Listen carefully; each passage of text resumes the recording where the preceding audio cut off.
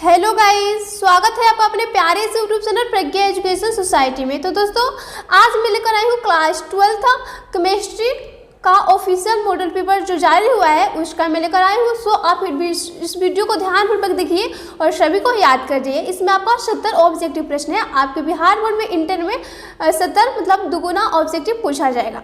तो चलिए मैं आज क्लास शुरू करती हूँ।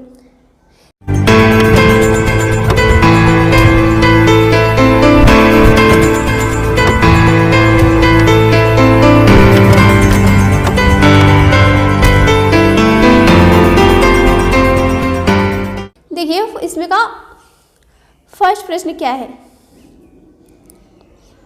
फर्स्ट प्रश्न दिया है, निम्नलिखित में कौन रावादार ठोस पदार्थ का उदाहरण है। रावादार यानी जो रावादार होता है, जो यानी क्रिस्टलीय ठोस पदार्थ। तो होता है ना ठोस पदार्थ क्रिस्टलीय और अक्रिस्टलीय, जिसे क्रिस्टलीय को रावादार बोलते हैं और अक्रिस्टलीय को बेरेवेदार।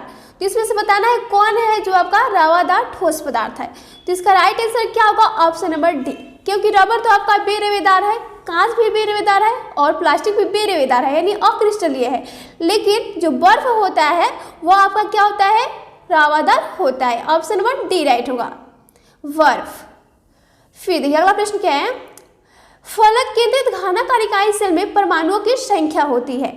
फलक केंद्रित घनाकार इकाई सेल में परमाणुओं की संख्या कितनी होती है। तो आप पढ़े होंगे सीमित पैकिंग, तो उसमें आपको बताया गया कि फलक जो इकाई सेल होता है वह 3 प्रकार का होता है, सरल सेल, पिंड केंद्रित सेल और फलक केंद्रित होता है। तो जो फलक केंद्रित होता है उसमें परमाणु की संख्या होती है 4, और जो सरल सेल होता है उसमें 1, पिंड केंद्रित सेल में 2 और फलक केंद्रित सेल में जिसे FCC भी बोला जाता है। इस फलक केंद्रित को हम FCC भी बोलते हैं, FCC फेस सेंट्रल सेल। तो इसमें परमाणु की संख्या पूछा जा रहा है, तो इस परमाणु की संख्या होती है 4 और इसका जो संकुलन क्षमता होता है वह होता है 74% यानी 74% होता है। ऑप्शन नंबर सी राइट होगा, 4 होती है इसमें। अगला प्रश्न है, NaCl क्रिस्टल की संरचना होती है, कैसी होती है। जो NaCl होता है इस क्रिस्टल की संरचना कैसी होती है। तो इसकी संरचना होती है अष्टफलकीय यानी यह ओक्टाहेड्रल होता है। ऑप्शन नंबर सी राइट होगा, अष्टफलक होती है इसकी संरचना यानी ओक्टाहेड्रल होता है। ऑप्शन नंबर सी राइट होगा। अगला प्रश्न है, सरल घनीय जालक में संकुलन क्षमता होती है यानी जो SC होता है, SC सरल घनीय जालक बोलता है, उसका संकुलन क्षमता कितना होता है। यानी पैकिंग प्रगुणता आप पढ़े होंगे, उसमें से बताया गया होगा कि सरल घनाकार जो होता है उसमें संकुलन क्षमता होता है 52% होता है। ऑप्शन नंबर ए राइट होगा, 52% होता है। और जो BCC होता है यानी पिंड केंद्रित में होता है संकुलन क्षमता 68% और जो FCC यानी फलक केंद्रित होता है उसमें होता है 74% होता है। अभी यहाँ पर क्या राइट होगा, ऑप्शन नंबर ए 52% होता है। अगला प्रश्न है, निम्नलिखित में से किस प्रकार के घोल में प्राशन की क्रिया नहीं होगी। तो आप जानते हैं जो प्राशन आइसोटोनिक विलयन होता है, आइसोटोनिक यानी जो इसे बोला जाता है समपाराशरी विलयन। तो इसमें जो इसका प्राशन होता है वो इक्वल होता है, तो प्राशन की क्रिया नहीं हो पाती है। तो इसका राइट आंसर क्या होगा कि आइसोटोनिक विलयन में प्राशन की क्रिया नहीं होती है। क्यों, तो इसका जो प्राशन दाब होता है बराबर होता है। ऑप्शन नंबर ए राइट होगा। अगला प्रश्न है, फिर किसी तनु विलयन के वाष्प दाब का आपेक्षिक अवनमन, किसी तनु विलयन के वाष्प दाब का आपेक्षिक अवनमन विलयन में उपस्थित अवाष्पशील विलय के मूल प्रभाज के बराबर होता है। तो इस कथन को क्या बोलते हैं। देखिए क्या बोला जा रहा है कि किसी तनु विलयन के वाष्प दाब का आपेक्षिक अवनमन यानी जब आप मान लीजिएगा इस तरफ से तो PO आप पढ़ेंगे PO माइनस PS और बटा में PO, ओके इतना आप पढ़े होंगे। और इसके बराबर क्या बोला जा रहा है कि मोल प्रभाज, इस मोल प्रभाज के बराबर है विलय के। तो विलय को छोटा n मानते हैं और फिर n+12n, ओके। इतना जो नियम है यह कौन से वैज्ञानिक दिए थे ये बताना है। तो ये तो राउल का नियम हम पढ़े हैं कि राउल का नियम के अनुसार ये होता है, ओके, कि क्या होता है कि विलयन का वाष्प दाब का जो आपेक्षिक अनुमान होता है वो मोल प्रभाज के इक्वल होता है। तो इसका राइट आंसर क्या होगा, हेनरी का तो नियम नहीं है, या ऑप्शन नंबर सी राइट का राउल का नियम है। राउल को राउल्ट बोला जाता है, राउल्ट का नियम है या राउल का नियम है। ऑप्शन नंबर सी राइट होगा। क्या दिए थे, PO माइनस PS बटा PO इक्वल n बटा n+1। फिर देखिए अगला प्रश्न क्या है, एक विलय जिसका विलयन में संयोजन या वियोजन नहीं होता है तो उसके वान ठप गुणांक का मान होता है। एक ऐसा विलय है जिसके विलयन में संयोजन यानी नहीं मिलता है या फिर उसमें से नहीं हटता है, संयोजन या वियोजन नहीं होता है तो उसके वान ठप गुणांक का मान कितना होगा। तो जब वियोजन या संयोजन नहीं होता है तो वान ठप गुणांक का मान होता है 1। ऑप्शन नंबर ए राइट होगा 1 होगा। अगला प्रश्न है, द्रवित NaCl के विद्युत अपघटन से कैथोड पर निम्नलिखित में से कौन मुक्त होता है? जो NaCl होता है इसका विद्युत अपघटन किया जाता है तो कैथोड पर कौन उत्पन्न होता है? तो आप जानते हैं, देखिए इसका हम विद्युत धारा प्रवाहित करेंगे तो Na प्लस और Cl माइनस हमें प्राप्त होगा। जो प्लस होता है वो हमें कैथोड पर प्राप्त होता है, मतलब उल्टा इसमें होता है, कैथोड पर प्राप्त होता है प्लस और एनोड पर प्राप्त होता है माइनस वाला क्लोरीन। तो इसका राइट आंसर क्या होगा? कैथोड पर पूछा जा रहा है तो सोडियम प्राप्त होगा, Na plus. Okay, option number B right होगा।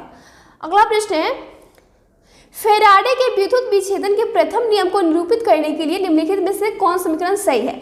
जो फैराडे नामक वैज्ञानिक ने माइकल फैराडे 1934 में विद्युत अपघटन से संबंधित 2 नियम दिए थे, जिसमें से प्रथम नियम को बताना है इसमें से कौन है।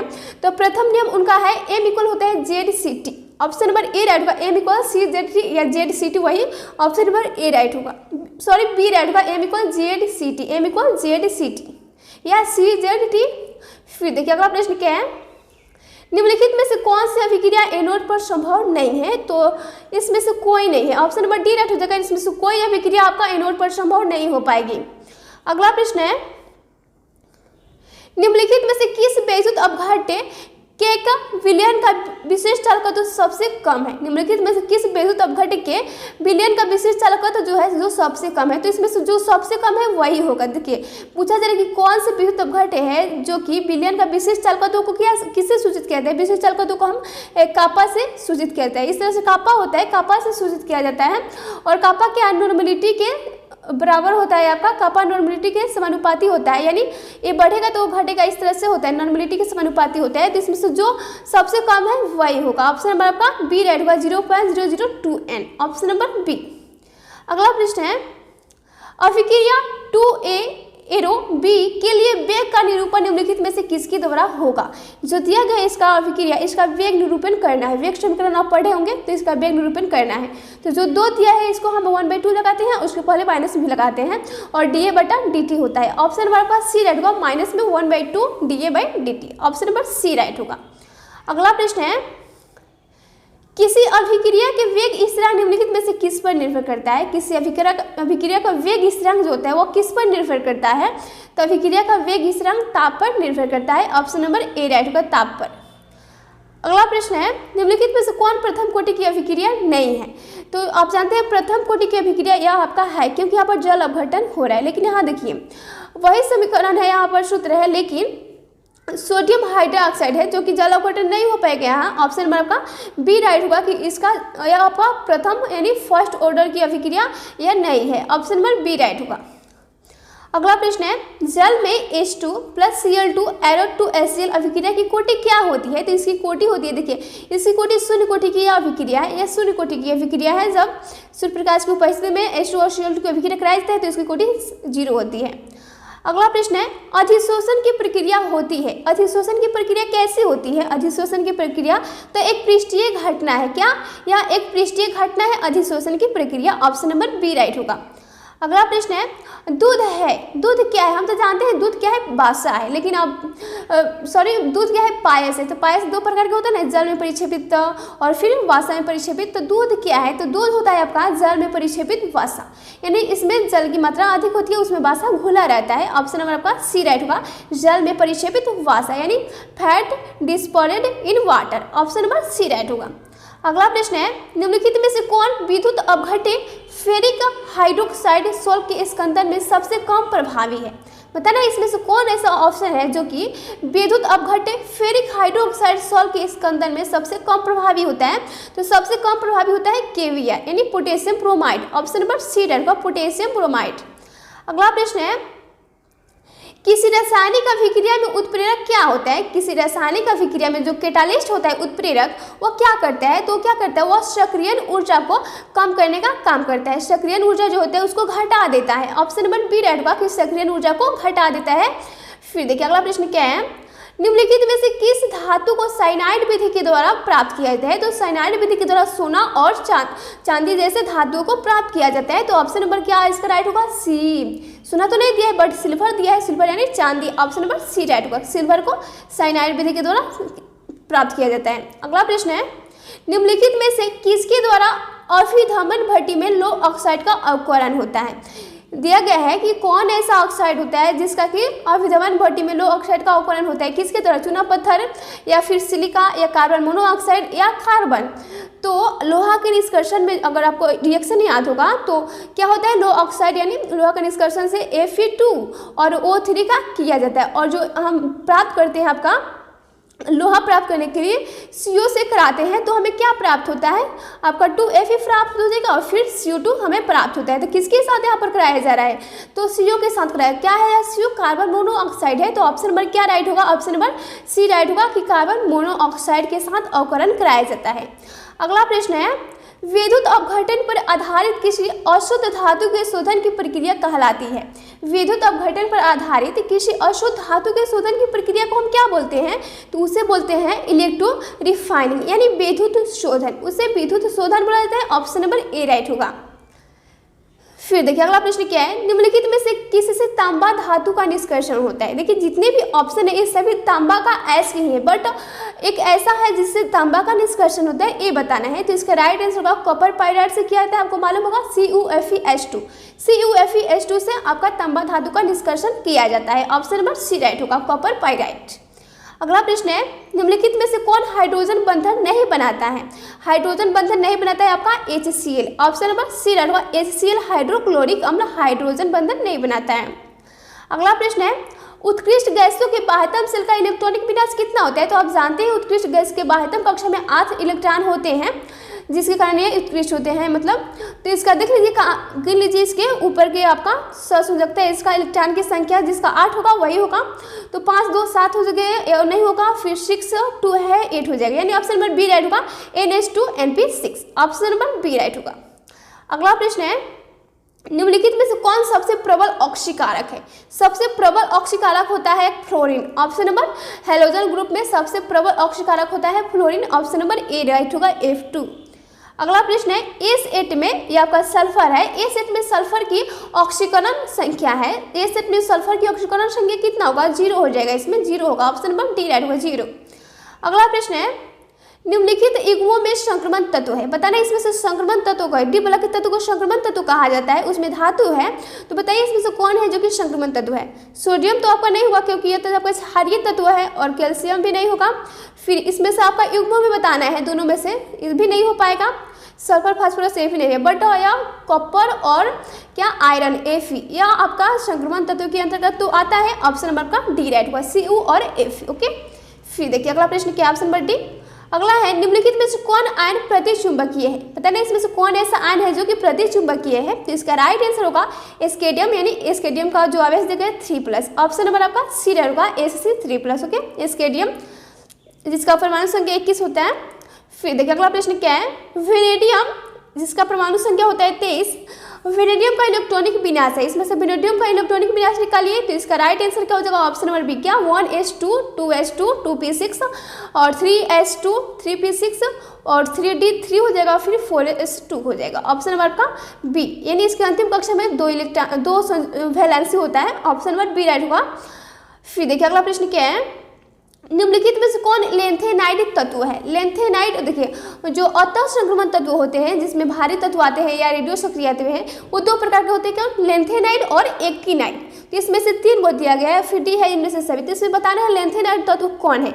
14 को बटा किया है, यानी 14 को होता है लेंथेनाइड में और 14 को होता है एक्टिनाइड में। तो जो आपका ये जीडी है, जीडी यह आपका होता है लेंथेनाइड का तत्व है, ये सभी आपका एक्टिनाइड के तत्व है। ऑप्शन नंबर आपका सी राइट हुआ, जीडी जो है आपका लेंथेनाइड तत्व है। ऑप्शन नंबर सी।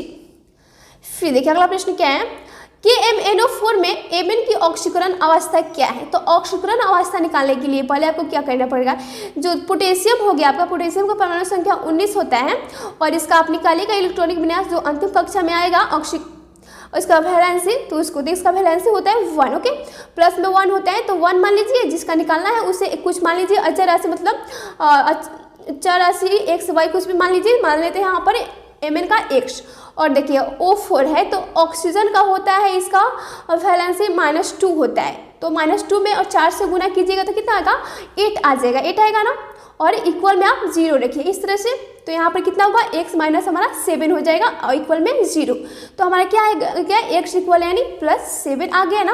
तो इसका राइट आंसर क्या होगा, ऑप्शन नंबर सी राइट होगा। +7 होता है KMnO4 में मैग्नीज की ऑक्सीकरण अवस्था, ऑप्शन नंबर सी। इस तरह से आप किसी भी तत्वों का निकाल सकते हैं ऐसा पूछे तो। अगला प्रश्न है NiCO4 में प्रसंकरण होता है। यहाँ पर प्रसंकरण पूछा है लेकिन यहाँ पर ऑक्सीकरण पूछता है NiCO4 में, तो यहाँ पर भी इसका ऑक्सीकरण होता है 0। तो NiCO4 में ऑक्सीकरण पूछा जा रहा है, ऑप्शन क्या है, Sp, Sp2, Sp3 और DSp2। तो इसका राइट आंसर होगा आपका ऑप्शन नंबर सी राइट होगा, Sp3 होता है। Sp3 होता है, NiCO4 में प्रसंकरण होता है Sp3। अगला प्रश्न है K3Cr C2O4 होल्ड 3 में Cr की समन्वय संख्या बताना है। तो यहाँ पर हो जाएगा आपका क्या, 2 3 6, ऑप्शन नंबर आपका डी राइट होगा 6, ऑप्शन नंबर डी 6 हो जाएगा। अगला प्रश्न है CO NH3 hold 5 Br into में दिया गया SO4 और CO NH3 hold 5 SO4 Br आपस में किस प्रकार यह संबंधित है। देखिए तो यहाँ पर थोड़ा इसका देखिए, जो सूत्र दिए गए सेम सेम है ना, जो सेम रहता है ये सभी कोऑर्डिनेशन संख्या के चैप्टर से लिया गया समन्वय युग्म के।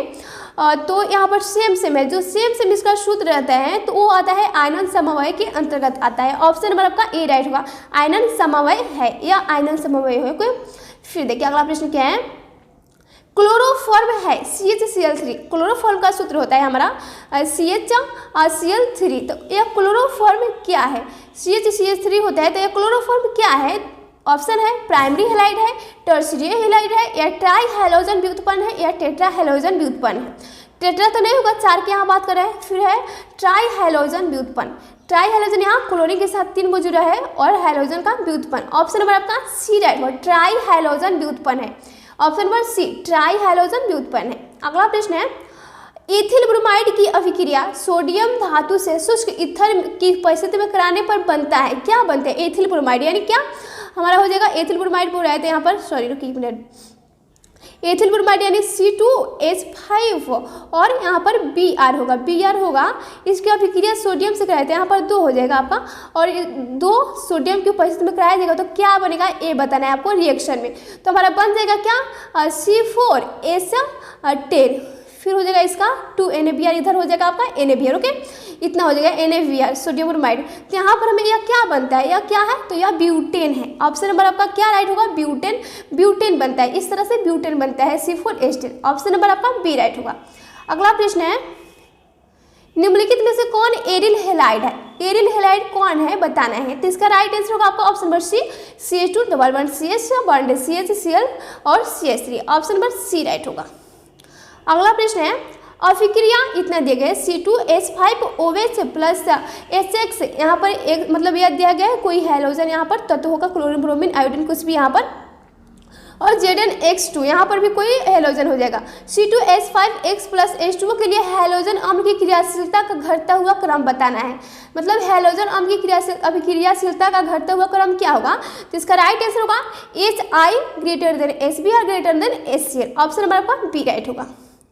अगला प्रश्न है जब एथिल क्लोराइड को AgCl यानी सिल्वर साइनाइड के साथ गर्म करते हैं तो मुख्य प्रतिफल क्या है। जब एथिल क्लोराइड यानी क्या C2H5 और Cl, इसको आप AgCl के साथ गर्म करते हैं, क्या है AgCl के साथ गर्म करते हैं तो आपका प्रोडक्ट के रूप में क्या बनता है ये बताना है। तो देखिए हमारा बन जाएगा क्या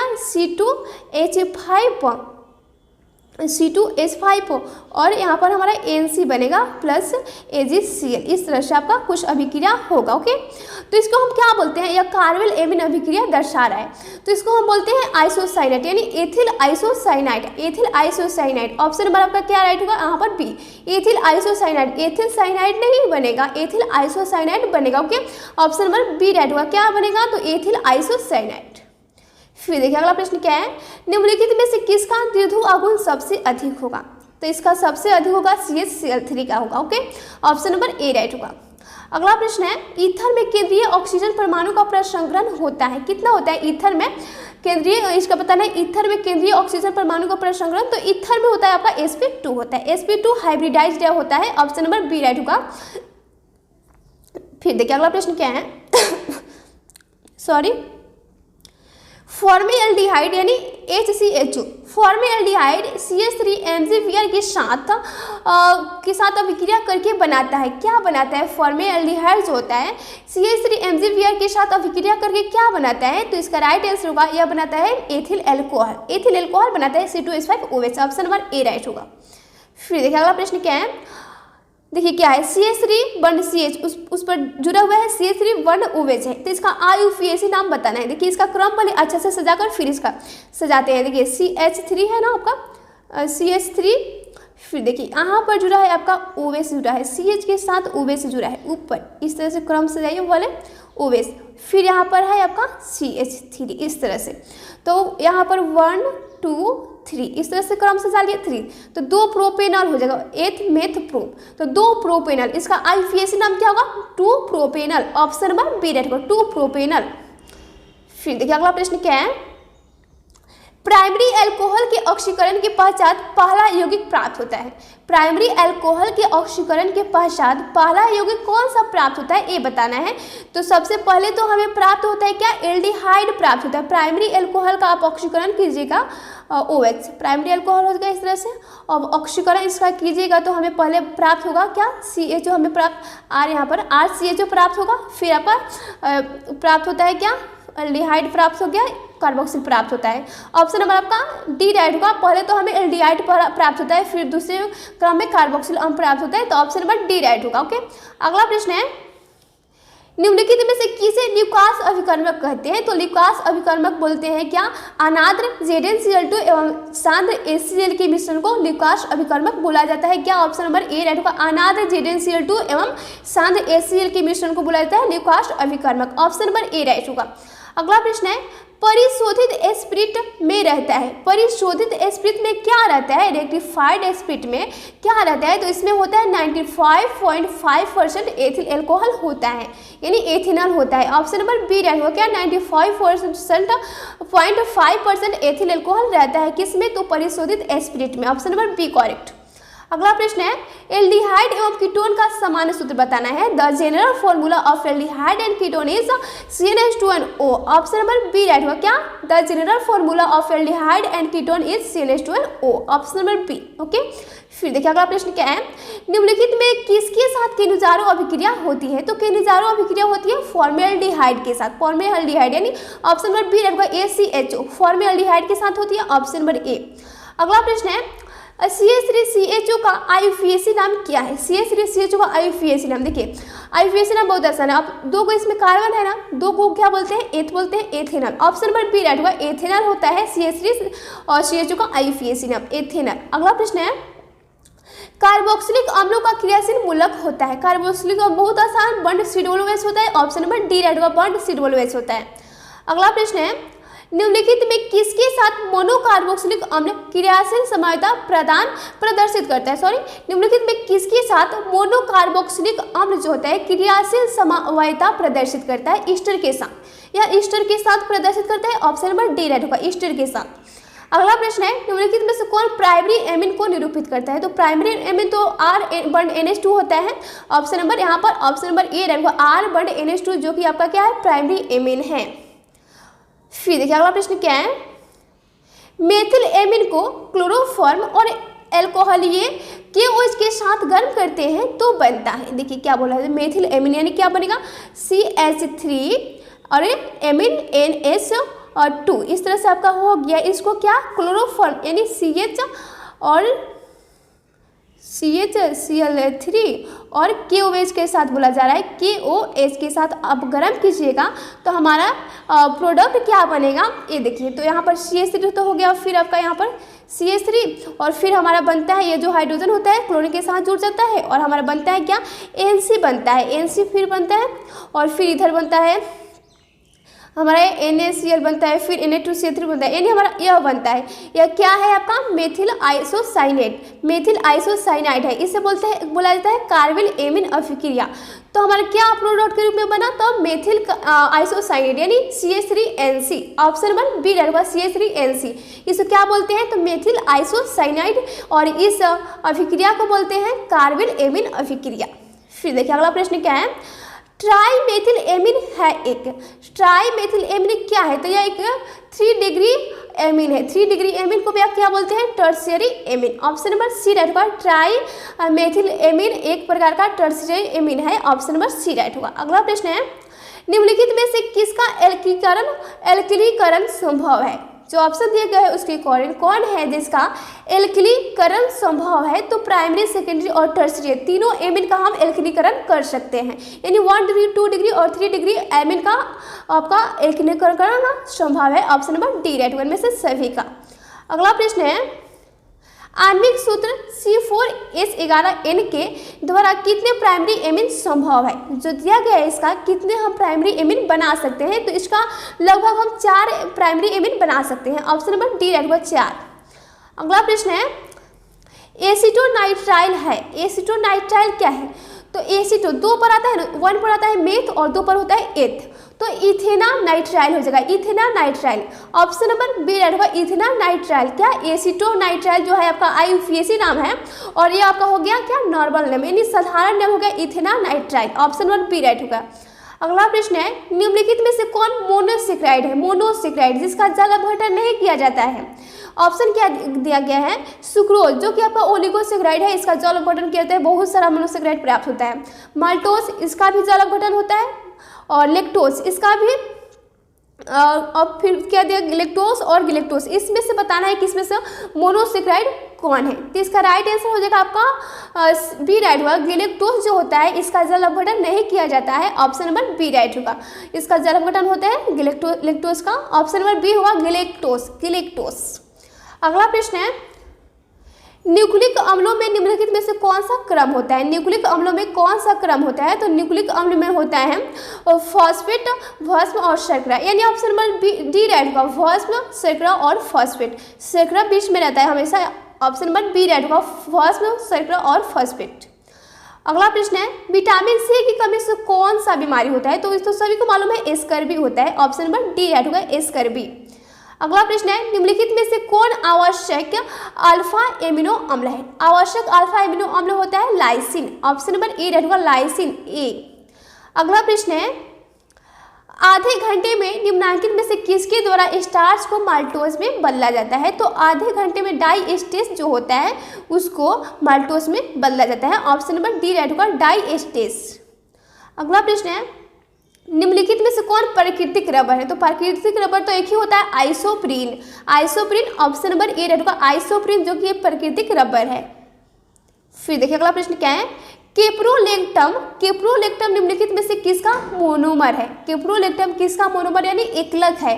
तो इसका राइट आंसर क्या होगा? आप पढ़े हुए नायलॉन 6 जो होता है यह एक प्रकार का संश्लेषित रबर होता है और इससे हम किस तरह बनाते हैं? बनाने की विधि में है केप्रोलेक्टम को जब हम गर्म करते हैं तो यह संग्रहित होकर नायलॉन 6 के रूप में बदल जाता है। तो ऑप्शन नंबर क्या राइट होगा? नायलॉन 6 बनाया जाता है। ओके, यानी केप्रोलेक्टम जो होता है नायलॉन 6 का मोनोमर होता है। अगला प्रश्न है, निम्नलिखित में से डेक्रन किसका उदाहरण? डेक्रन को बोला जाता है पॉलिएस्टर। तो ऑप्शन नंबर क्या राइट होगा? Option number D. डेक्रन उदाहरण है पॉलिएस्टर को, डेक्रन को ही पॉलिएस्टर बोला जाता है। ऑप्शन नंबर डी राइट होगा। अगला प्रश्न है, क्लोरामिन टी है। यह क्लोरामिन टी क्या है? तो यह एक प्रकार का होता है एंटीसेप्टिक दवा, यानी जिससे नहीं कटे फटे चीज पर लगाया जाता है मलहम के रूप में, जैसे डिटॉल लगाते हैं वैसा ही क्लोरामिन टी जो है एंटीसेप्टिक दवा है। ऑप्शन नंबर डी राइट होगा, कटे फटे स्थान पर लगाया जाता है। फिर देखिए अगला प्रश्न क्या है, पेनिसिलिन का सबसे पहले आविष्कार किसने किया? तो पेनिसिलिन को बुलाया जाता है एंटीबायोटिक का। तो यह पेनिसिलिन एक प्रकार का एंटीबायोटिक है, एंटीबायोटिक नहीं बोलते, एंटीबायोटिक है। तो इसका आविष्कार किया था अलेक्जेंडर फ्लेमिंग ने 1929 ईस्वी में। तो इसका राइट आंसर क्या होगा? अलेक्जेंडर फ्लेमिंग ने पेनिसिलिन का आविष्कार किया था। फिर देखिए अगला प्रश्न क्या है, फिनॉल का उपयोग निम्नलिखित में से किसके रूप में होता है? फिनॉल C6H5OH इसका होता है अनुसूत्र। तो इसका उपयोग किसके रूप में किए थे? तो याद रखिए फिनॉल जो होता है इसका हम त्वचा पर उपयोग नहीं कर सकते हैं, इसका हम किसी चीज़ को साफ करने में किया जाता है। तो इसका उपयोग किया जाता है डिसइंफेक्टेंट के रूप में किया जाता है। फिनॉल का उपयोग डिसइंफेक्टेंट के रूप में किया जाता है और इसका उपयोग हम त्वचा पर नहीं कर सकते। ऑप्शन नंबर सी राइट होगा। अगला प्रश्न है और ये आपका लास्ट प्रश्न है 70। मॉर्फिन एक है, यह मॉर्फिन कैसी दवा है? तो यह एक प्रकार की होती है एनाल्जेसिक दवा, जो कि दर्द निवारक दवा होती है। मॉर्फिन एक प्रकार की एनाल्जेसिक दवा है। ऑप्शन नंबर बी राइट होगा, एनाल्जेसिक दवा है। तो फ्रेंड्स इतना आपका 70 रहा। इसमें आपका मॉडल पेपर है तो सब्जेक्टिव भी दिखा देती हूँ कैसा कैसा प्रश्न है। देखिए इसमें से दिया गया प्रश्न संख्या 1 से 20 तक लघु उत्तरीय प्रश्न है, जिसमें से आपको 10 का उत्तर देना होता है। देखिए फर्स्ट प्रश्न इसमें है इकाई सेल क्या है? What is unit cell? इकाई सेल क्या है? फिर सेकंड है जेडेनो ठंडा में उजला होता है एवं गर्म में पीला होता है, व्याख्या करें। मतलब जो जिंक ऑक्साइड होता है ठंडा अवस्था में रहता है तो व्हाइट कलर का होता है, बट उसे गर्म किया जाता है तो यह पीला हो जाता है, यह इसका रीजन बताना है। फिर अगला प्रश्न है वाष्पदाब के आपेक्षिक अनुमान से क्या समझते हैं? सेकंड है उल्टा प्रासरण क्या है? उल्टा प्रासरण। फिर अगला है आपका एंजियोट्रोपिक मिश्रण किसे कहा जाता है? ये सभी आपको लिखाया गया है। अगला प्रश्न है आर्हेनियन समीकरण क्या है? अगला प्रश्न है अधिशोषण एवं अधिशोषण में अंतर बताना है। क्या? अधिशोषण एवं अवशोषण में अंतर बताना है। अगला प्रश्न है फिर समांग उत्प्रेरक क्या है? समांग उत्प्रेरक क्या है? नेक्स्ट है व्हाट इज डायलिसिस यानी अपोहन किससे कहा जाता है? फिर अगला है एल्यूमिनियम के 2 अयस्कों का नाम बताना है और उसका सूत्र भी बताना है, जो कि आपको मालूम होगा। फिर देखिए अगला 11 क्या है? SO4 का आपका आकृति बताना है कि इसकी आकृति कैसी होती है और इसका संरचना बनाना है। नेक्स्ट है आपका इलेक्ट्रॉनिक विन्यास निकालना है किसका? तो क्रोमियम का, जिसका परमाणु संख्या होता है 24 और जिंक जिसका होता है 30, तो इसका परमाणु संख्या निकाल देना है। फिर देखिए EDTA का संरचना सूत्र बनाना है। विलोपन अभिक्रिया क्या है बताना है। फिर फिनॉल को जास्ता पाउडर के साथ गर्म करने पर क्या होता है, इसका रिएक्शन लिख देना है। नेक्स्ट है रोजेनबुंड अभिक्रिया क्या है। फिर अगला है कि टार्टरिक अम्ल और आइसोब्यूटेरिक अम्ल का इसका संरचना बनाना है। नेक्स्ट है एथिल एमिन को एथिल अल्कोहल में कैसे परिणत करेंगे, इसका रिएक्शन बता देना है। और न्यूक्लिक अम्ल बताना है कि व्हाट आर न्यूक्लिक एसिड्स। फिर लास्ट है बृहद अणु क्या है? बृहद अणु क्या है? द्वितीय में देख लीजिए ये सभी है। प्राथमिक द्वितीय सेल क्या है? बहुत आसान है, ये सभी आप बना सकते हैं। तो फ्रेंड्स चलिए मिलते हैं अगले वीडियो में, तब तक के लिए जय हिंद जय भारत।